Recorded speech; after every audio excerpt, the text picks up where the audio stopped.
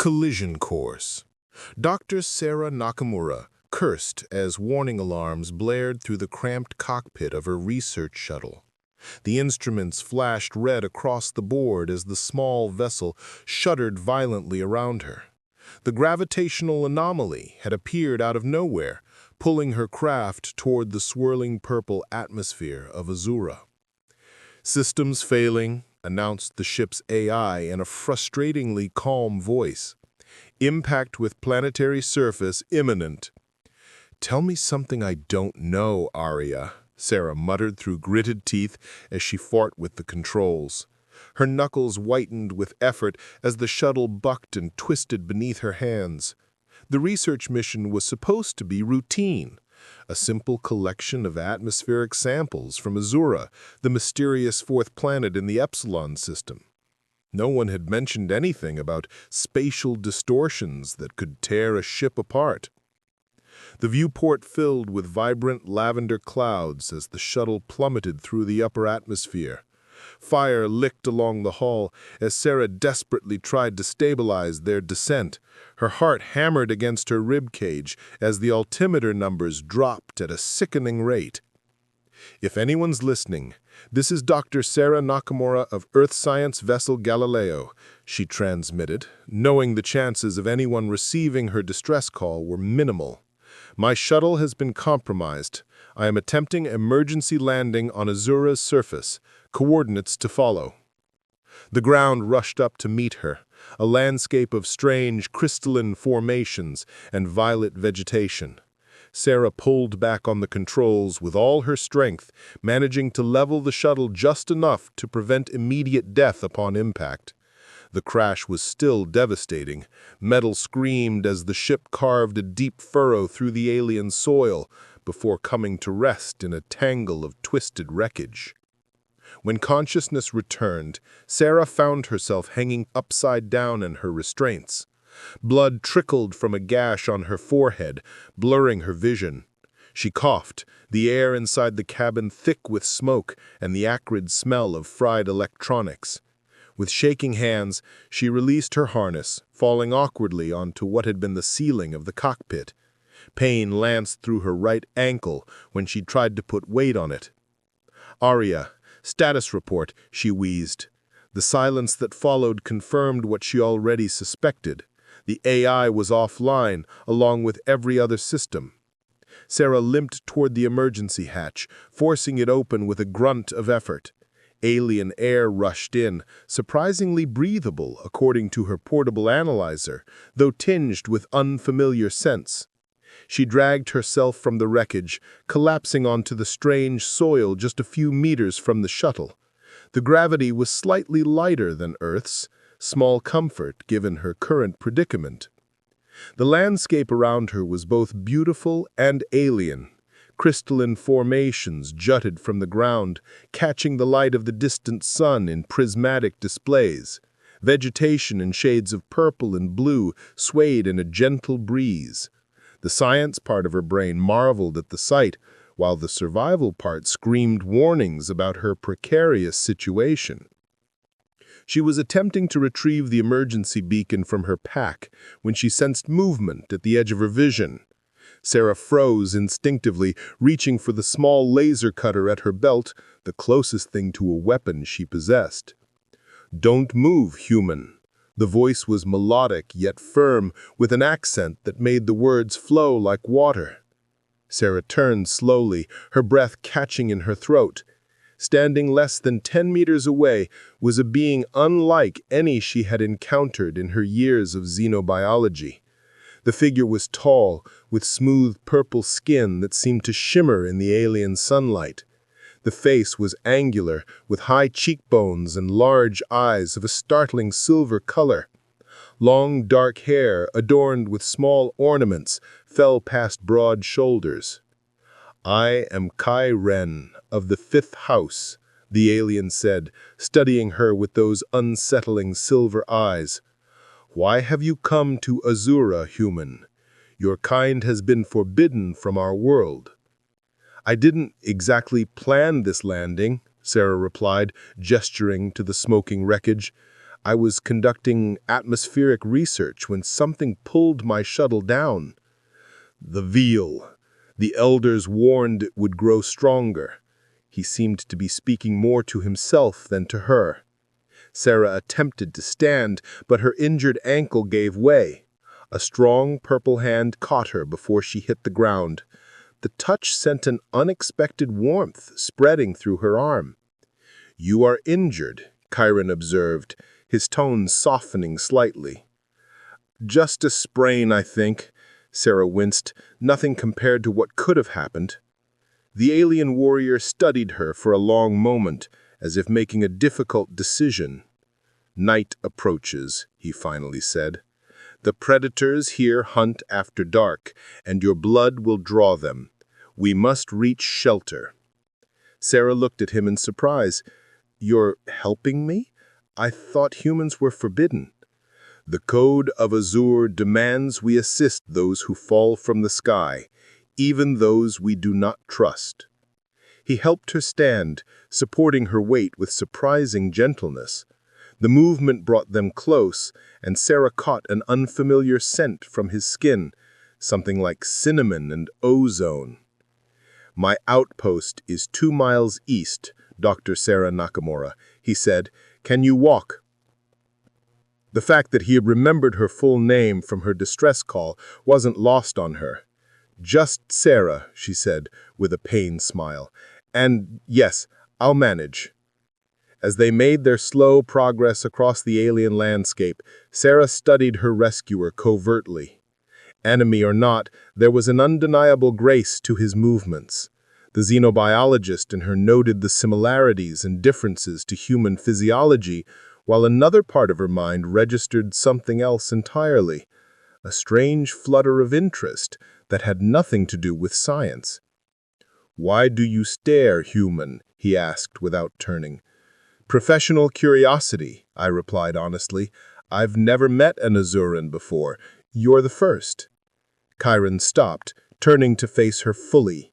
"And you may be the last if the Council discovers your presence," he said solemnly. "The rift between our peoples runs deep."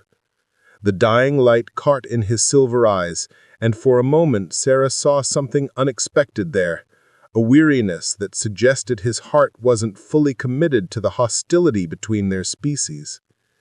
"Come," he said, breaking the moment. "The darkness brings death." As the alien sun set on the horizon, painting the strange landscape in hues of deep violet and gold, Sarah realized that survival would require trust, a commodity rarer than any interstellar element in this unexplored corner of the galaxy. Foreign elements. Chiron's outpost was a marvel of alien architecture nestled against a towering crystal formation.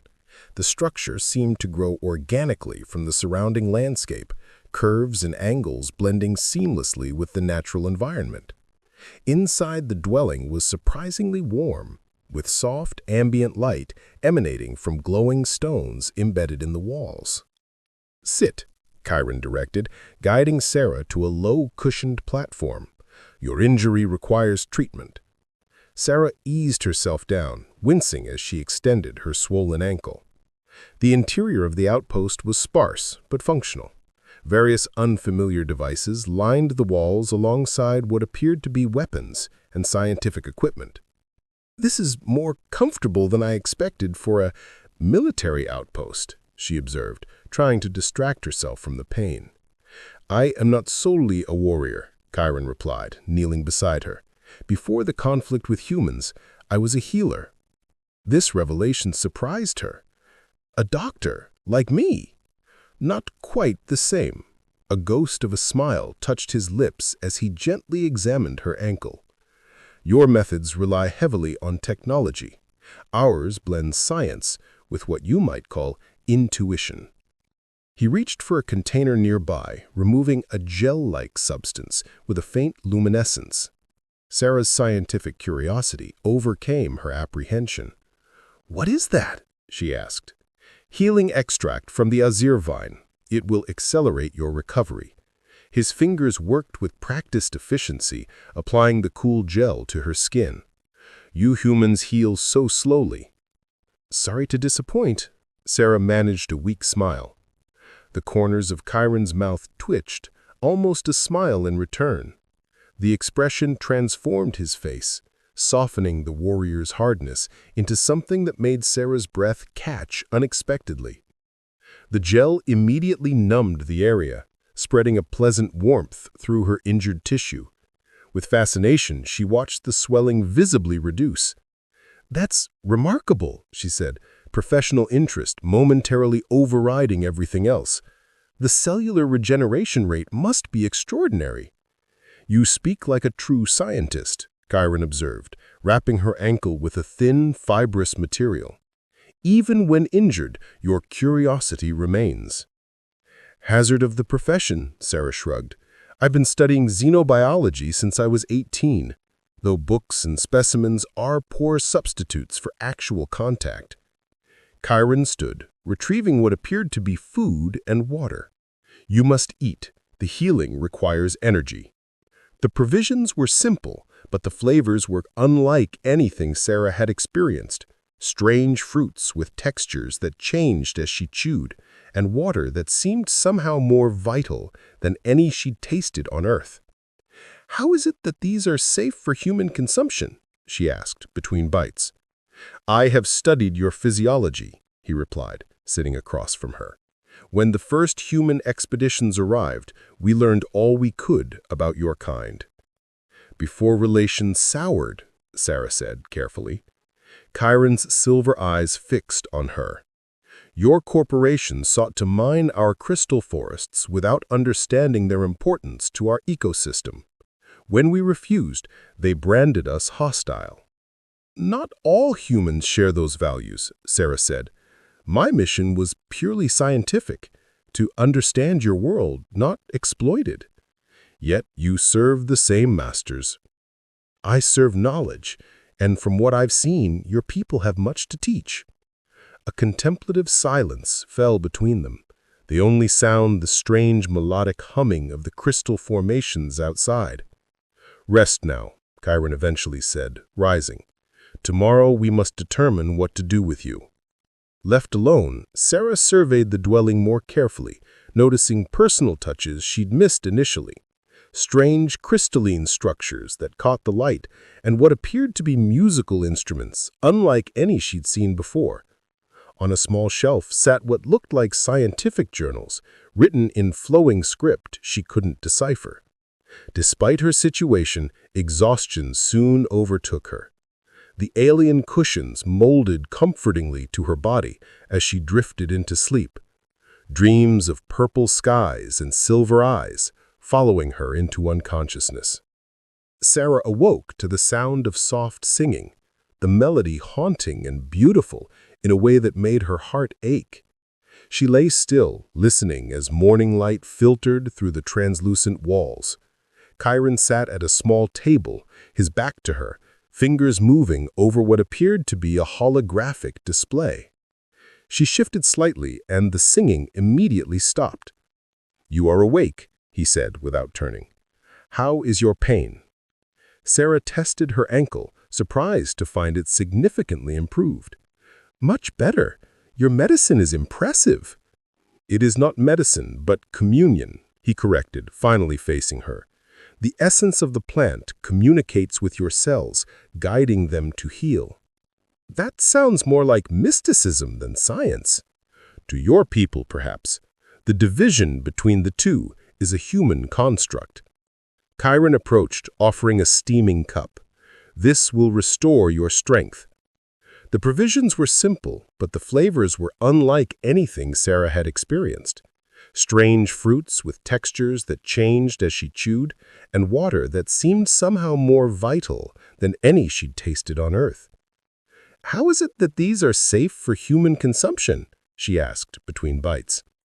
"I have studied your physiology," he replied, sitting across from her. "When the first human expeditions arrived, we learned all we could about your kind." "Before relations soured," Sarah said carefully. Chiron's silver eyes fixed on her. Your corporation sought to mine our crystal forests without understanding their importance to our ecosystem. When we refused, they branded us hostile. Not all humans share those values, Sarah said. My mission was purely scientific, to understand your world, not exploit it. Yet you serve the same masters. I serve knowledge, and from what I've seen, your people have much to teach. A contemplative silence fell between them, the only sound the strange melodic humming of the crystal formations outside. Rest now, Chiron eventually said, rising. Tomorrow we must determine what to do with you. Left alone, Sarah surveyed the dwelling more carefully, noticing personal touches she'd missed initially. Strange crystalline structures that caught the light, and what appeared to be musical instruments, unlike any she'd seen before. On a small shelf sat what looked like scientific journals, written in flowing script she couldn't decipher. Despite her situation, exhaustion soon overtook her. The alien cushions molded comfortingly to her body as she drifted into sleep. Dreams of purple skies and silver eyes, following her into unconsciousness. Sarah awoke to the sound of soft singing, the melody haunting and beautiful in a way that made her heart ache. She lay still, listening as morning light filtered through the translucent walls. Chiron sat at a small table, his back to her, fingers moving over what appeared to be a holographic display. She shifted slightly, and the singing immediately stopped. "You are awake," he said without turning. "How is your pain?" Sarah tested her ankles, surprised to find it significantly improved. "Much better. Your medicine is impressive."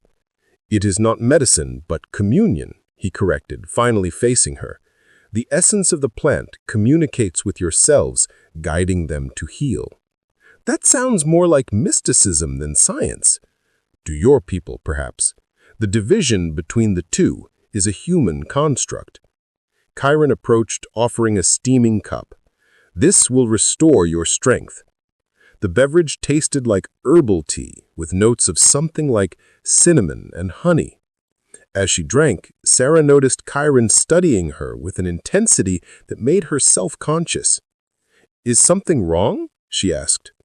"You are different from the other humans I've encountered," he said thoughtfully. "Less afraid, more curious."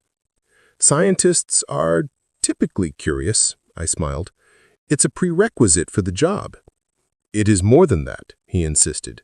"You look at our differences with wonder, not suspicion." Before she could respond, a sharp alarm sounded from one of his devices. Chiron moved quickly, checking a sensor panel, his posture suddenly alert. "What is it?" she asked, setting aside her drink. "A distress signal from the village beyond the ridge," he voiced tight with concern. "Something is wrong." Without hesitation, he began gathering equipment, including what appeared to be medical supplies. "I must go," he said, strapping a weapon to his side. "You will remain here." "I can help," Sarah stood, testing her weight on her injured ankle. "I'm a doctor, remember?" "This is not your concern, human." "My name is Sarah, and helping the injured is always my concern, regardless of species." Chiron paused, studying her with those piercing silver eyes. "If you slow me down—" "I won't, I promise, and 2 healers are better than 1. After a moment of hesitation, he nodded. "Very well, but stay close and follow my instructions." They left the outpost, moving. Forbidden whispers. 3 weeks had passed since the incident at the village. Sarah's presence among the Azurans had shifted from barely tolerated curiosity to cautious acceptance. Her successful treatment of the xenothorium poisoning had earned her a fragile respect, though suspicion lingered in the eyes of many. She and Chiron had fallen into an unexpected rhythm, working together to monitor the recovered patients and studying the effects of the contaminated meteorites. The village elder, Ivan, had reluctantly allowed Sarah to establish a small laboratory in an unused dwelling where she cataloged her findings using salvaged equipment from her crashed shuttle. "The concentration patterns are fascinating," Sarah murmured, examining a crystalline sample under a makeshift microscope. "The xenothorium bonds differently with your crystalline structures than with any other silicon-based compounds I've studied." Chiron stood nearby, his tall frame casting a shadow over her work table. "Is that significant?" "It might explain why your people were affected so severely." She looked up, catching his silver gaze. "And why the treatment required modification." They were standing closer than necessary, Sarah realized. The small laboratory suddenly feeling intimate in a way that made her pulse quicken. She'd become increasingly aware of Chiron's presence over the past weeks. The subtle scent of his skin, the grace of his movements, the unexpected warmth of his rare smiles. "You have adapted well to our world," he observed, his voice lower than usual. "I've had a good guide," she replied with a smile. Something shifted in his expression, a softening around his eyes that she'd come to recognize as emotion breaking through his warrior's reserve. His hand moved to the table, resting just inches from hers. "Sarah, The door membrane rippled as someone entered, interrupting whatever he had been about to say. An Azarin warrior named Viron stood in the entrance, his posture rigid with formality. "The Council delegation has arrived," he announced in heavily accented English, his tone making clear his disapproval of addressing a human directly. "They wish to speak with the healer." Chiron straightened immediately, tension visible in his shoulders. "Now?" "Immediately." Viron's gaze flickered to Sarah. "Both of you." As Viron departed, Sarah turned to Chiron, concern evident in her expression. "This doesn't sound good." "The High Council rarely leaves the capital," he confirmed. "Their presence here suggests significant interest in your situation."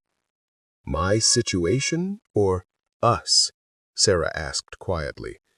The question hung between them, laden with unspoken implications. The growing closeness they'd developed had not been unnoticed by the villagers. Whispers followed them when they walked together. Sidelong glances tracked their interactions. Chiron's hand finally closed the distance, covering hers briefly. "We should not keep them waiting."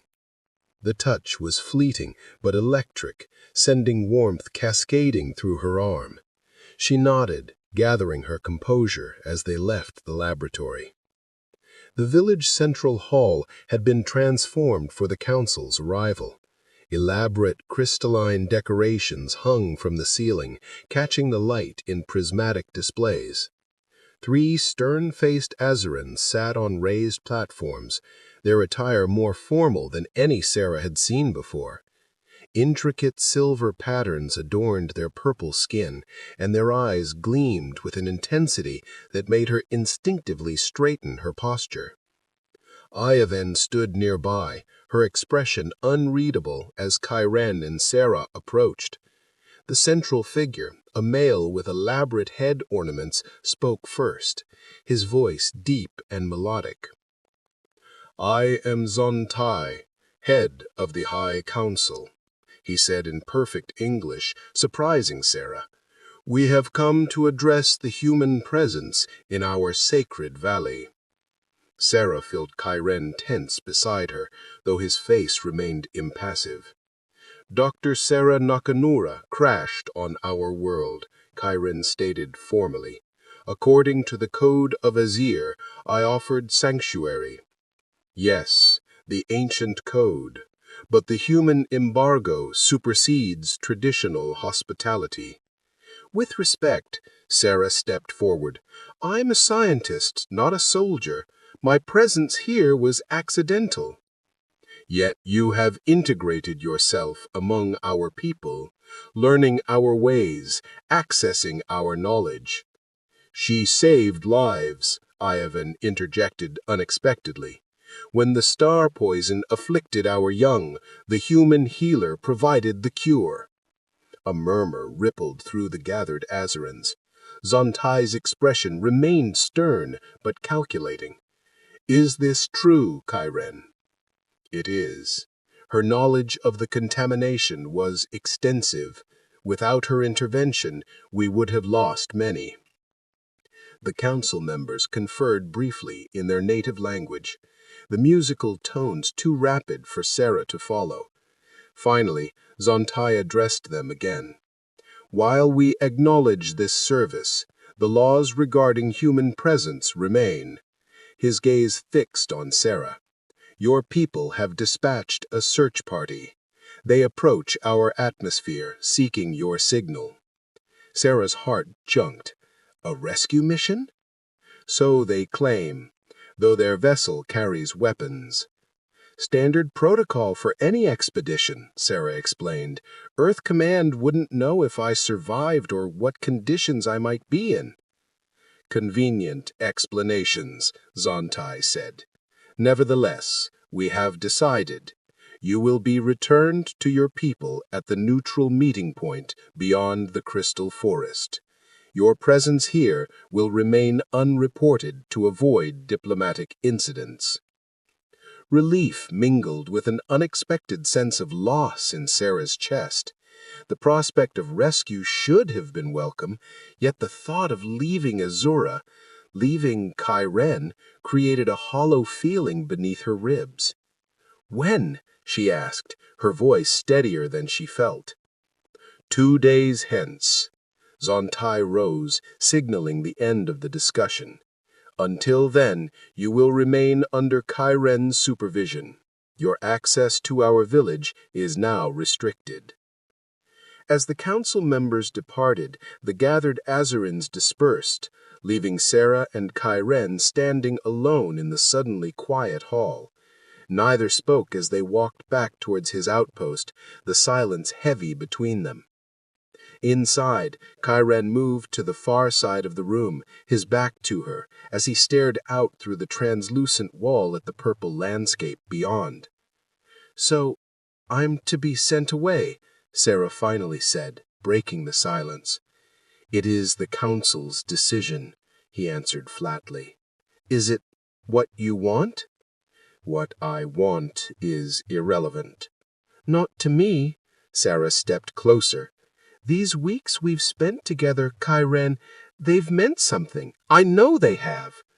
A muscle worked in his jaw. You belong to your people, Sarah, as I belong to my own. Is it really that simple, after everything we've shared? Something broke within his careful restraint. He moved towards her with fluid grace, stopping just short of touching her. No, he admitted, his voice rough with emotion. Nothing has been simple since you fell from my sky. The admission hung between them, charged with possibility. Sarah reached up, her fingers tracing the contours of his face. The touch seemed to unravel his remaining control. His hand caught hers, pressing her palm more firmly against his cheek. This cannot be, he whispered, yet he made no move to pull away. Why? Sarah asked, her heart racing. Because I'm human? Because our worlds are separated by more than distance. His silver eyes held hers. Politics, history, mistrust. Here and now, there's just us, not human and Azaran, just Sarah and Chiren. The logic of her words seemed to penetrate his resistance. With a sound that was half surrender, half desire, he closed the remaining distance between them. His lips found hers in a kiss that started tentative, then deepened with growing certainty. His skin was warmer than a human's, the texture subtly different, yet the sensation sent waves of pleasure coursing through her body. When they finally parted, both breathless, Sarah rested her forehead against his chest. His heartbeat, faster than a human's, created a rhythm she could feel through her entire body. "I have wondered," how softly, his fingers threading through her hair with gentle exploration, "what this would be like." Sarah smiled, looking up at him. "And now that you know?" "Now." Fractured skies.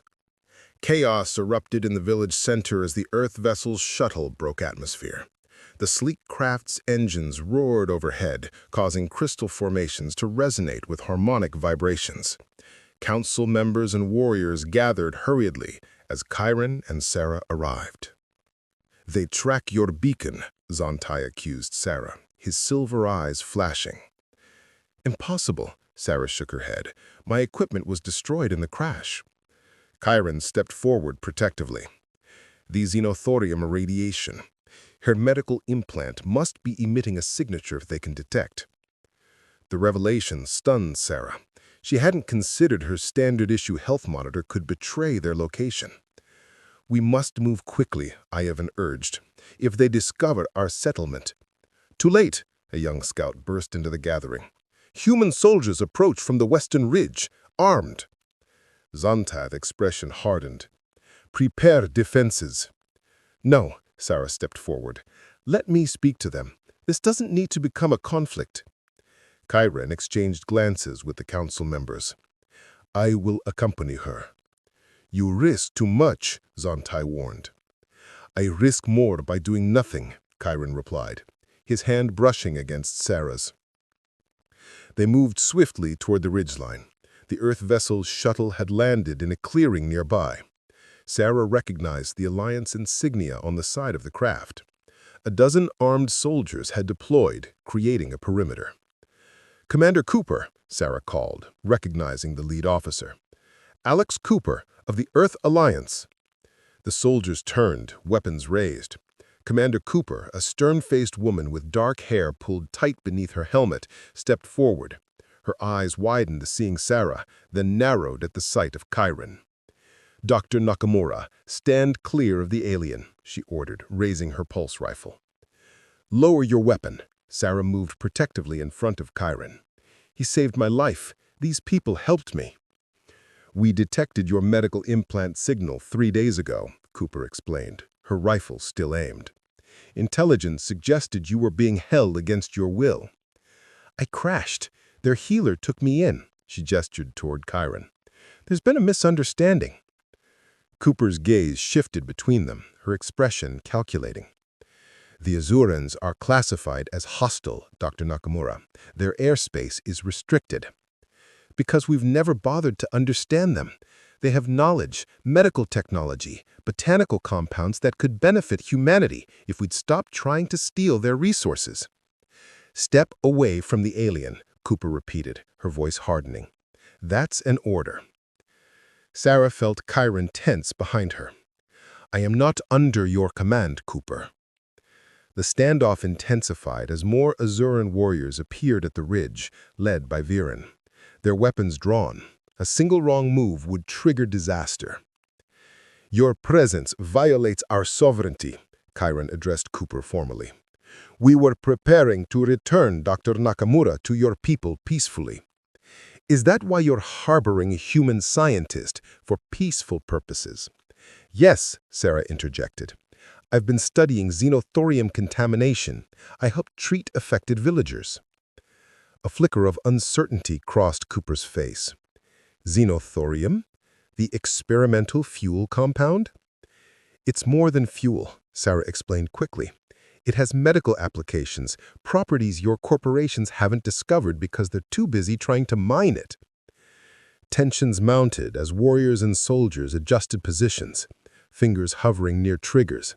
The diplomatic situation balanced on a knife's edge. "Sarah," Chiron whispered, "if this turns violent—" "It won't," she insisted, though uncertainty gnawed at her. "I won't let it." Zontai arrived with the other council members, their presence commanding attention. "Commander Cooper," he addressed her directly, "this confrontation serves neither of our peoples." "You know my name?" Cooper's surprise was evident. "We monitor your communications," Zontai replied, unapologetically, "as you monitored ours. We are not ignorant savages, despite how your government portrays us." Cooper hesitated, clearly reassessing the situation. "My orders are to retrieve Dr. Nakamura and report on Azuran activities." "And mine are to protect my people," Zontai countered, "including from information that could be weaponized against us." Sarah stepped into the space between them. What if there was another option? An exchange, knowledge for knowledge, not corporate exploitation, but scientific collaboration. Both leaders regarded her skeptically, but something in her words had struck a chord. Chiron moved to her side, his presence a silent affirmation.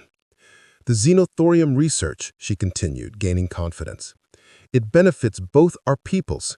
Earth gets medical applications, Azura keeps their resources." "The corporations wouldn't approve," Cooper said, though her weapon had lowered slightly. "They would if they understood the profit potential. Sustainable development instead of exploitation." Hours later, after tense negotiations, an unprecedented agreement took shape. Commander Cooper would report that Sarah had been conducting approved research. With Zontai's reluctant blessing, Sarah would share selective findings while protecting Azuran's sovereignty. As the diplomatic crisis eased momentarily, Sarah found herself alone with Chiron near his outpost. The setting suns cast long shadows across the crystalline landscape. "You have created a temporary peace," he said quietly, "but Earth Alliance policies won't change overnight." "It's a beginning," she replied. "A chance." His silver eyes searched hers. "They expect you to return with them." "Yes," the word caught in her throat, "but I don't want to." Chiron's expression softened into one of painful tenderness. His hand cupped her cheek. "What we want and what must be are rarely aligned across the stars."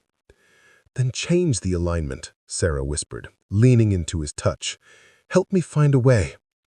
Their lips met in a desperate kiss filled with the knowledge that forces greater than themselves pulled them in opposite directions. As night fell over Azura, they clung to each other, knowing that morning would bring choices neither was prepared to make. Celestial Union. 6 months later, Sarah stood before the Earth Alliance Science Council, her presentation on xenothorium research drawing to a close. The evidence was irrefutable. The collaborative approach with the Azurans had yielded more valuable data than decades of attempted exploitation. "The agreement has been beneficial to both species," she concluded. "Azuran healing compounds combined with Earth medical technology have created treatments for conditions previously considered untreatable." Admiral Chen, the stern-faced head of the council, studied her with narrowed eyes. "And the Azurans have upheld their end of this arrangement?" "Completely," Sarah confirmed. "They've shared botanical knowledge while we've respected their territorial boundaries."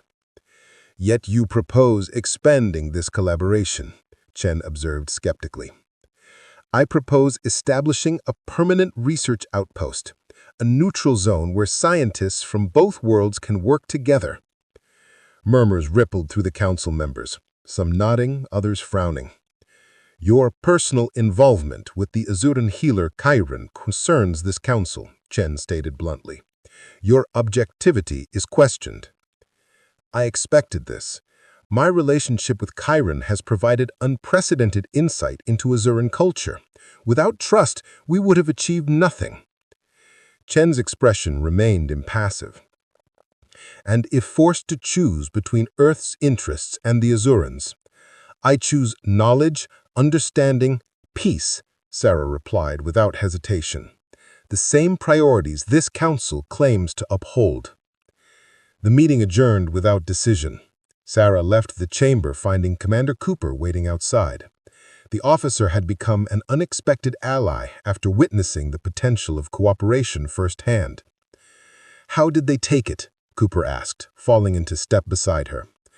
"As well as expected," Sarah sighed. "They're scientists, but politicians first." "The Azuran Council is no different," Cooper remarked. Chiron's last transmission indicated similar resistance. Sarah smiled at the mention of his name. Despite the distance that had separated them these past months, their connection had only strengthened. The quantum communicator he had given her before her departure allowed regular contact across the stars. "When do you return to Azura?" Cooper asked. "Tomorrow. The research visa is still valid thanks to your support." Cooper nodded. "The neutral zone proposal has merit, Dr. Nakamura. Corporate interests are starting to see the profit in collaboration rather than conflict." "Hope in capitalism," Sarah laughed. "Who would have thought it?" The next day, her shuttle broke through Azura's atmosphere, the purple landscape spreading beneath her. Like coming home, she realized. The past months of diplomatic shuttling between worlds had been exhausting but necessary, building the foundation for something unprecedented. Chiron waited at the landing site, his tall figure unmistakable even from a distance. When the shuttle doors opened, Sarah didn't bother with formalities. She ran to him, their bodies colliding in an embrace that bridged worlds. "I've missed you," she whispered against his chest. His silver eyes shone with emotion as he looked